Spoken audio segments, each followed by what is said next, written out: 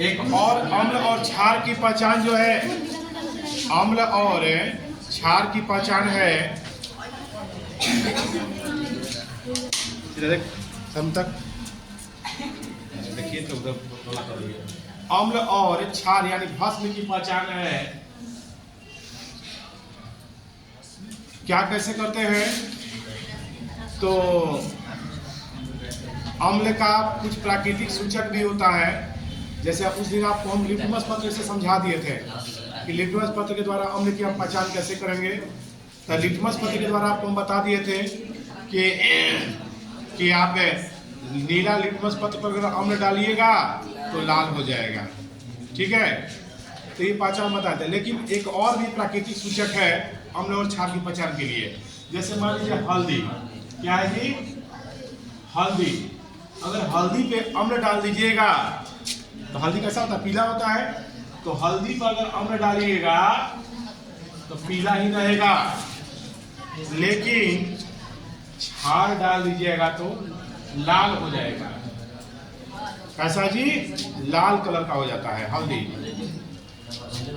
अम्ल सुनिए, क्षार डालिए तो कैसा हो जाएगा? लाल। कभी आप सरफ डाल के देखिए हल्दी में, सरफ क्षार है, लाल हो जाएगा। ठीक है, हाँ चूना भी हो जाएगा, क्योंकि चूना भी काची है, क्षार है, यानी भस्म है। उसी प्रकार से चुकंदर का नाम सुने हैं? तो चुकंदर जो होता है ये भी, चुकंदर जो होता है ये भी जो है अम्ल और क्षार की पहचान करने में सक्षम है। तो चुकंदर पर अगर हम अम्ल डालेंगे तो लाल बैंगनी रहेगा। कैसा रहेगा? लाल बैंगनी, जैसे चुकंदर रहता है उसी रहेगा का, जब उसमें हम अम्ल डालेंगे तब। लेकिन जैसे ही उसमें हम क्षार डालेंगे, सरफ डालेंगे चाहे चूना डाल देंगे चुकंदर पे, तो कैसा हो जाएगा बच्चों? पीला। कैसा हो जाएगा? पीला। उसी भस्म का मतलब होता है क्षार। ठीक है, उसी तरह से अगर हम लाल पत्ता गोभी देखें, लाल गोभी एक होता है, लाल गोभी। तो लाल गोभी जो होता है, देखिएगा, लाल एक उजरा गोभी बेचता है, एक लाल गोभी बेचता है। हाँ वही उसी तरह का होता है। लाल गोभी अगर पर अम्ल डाल दीजिएगा, सुनिए, तो लाल गोभी पर अगर अम्ल डालिएगा तो लाल बैंगनी रहेगा। कैसा रहेगा? लाल बैंगनी रहेगा। लेकिन उस पर सरफ डाल दीजिएगा तो कैसा हो जाएगा? हरा हो जाएगा। कैसा हो जाता है? हरा। देखो आश्चर्य है, अगर आप लाल गोभी पे अगर आप अम्ल डालिएगा तो लाल बैंगनी रहेगा,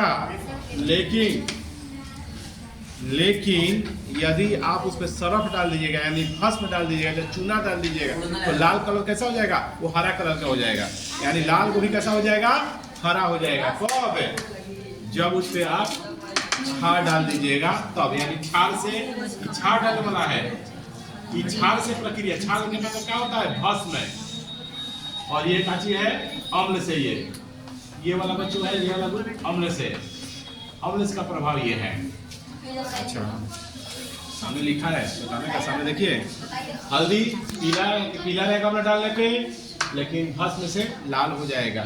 चुकंदर अम्ल डालने पर लाल बैंगनी रहेगा, लेकिन भस्म से क्या हो जाएगा? पीला हो जाएगा। लाल गोभी पे अम्ल डालेंगे तो लाल बैंगनी रहेगा, लेकिन भस्म डालेंगे यानी चूना डालेंगे तो हरा हो जाएगा। तो इस तरह से यह प्रक्रिया की जाती है। तथा भस्म धातु से अभिक्रिया कैसे करते हैं? सुनिए, अम्ल तथा भस्म के धातु से अभिक्रिया। तो अम्ल तथा, अम्ल की पहले देखिए, भस्म की तो बाद में, पहले अम्ल की अभिक्रिया धातु से, धातु से। सुनिए, तो अम्ल जो है धातु से अभिक्रिया करके, सुनिए, अम्ल जो है धातु से अभिक्रिया करके हाइड्रोजन गैस देता है।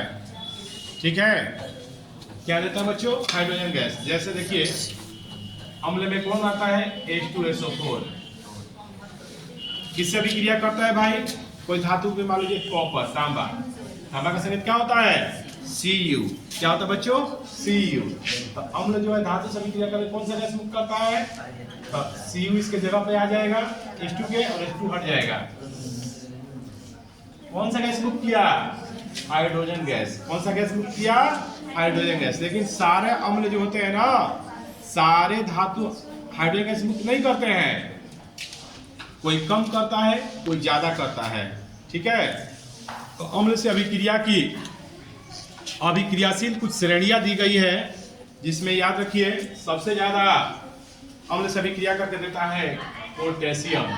कौन देता है जी? पोटेशियम का क्या होता है? के, ज्यादा अभिक्रियाशील होता है। उसके बाद होता है कैल्शियम।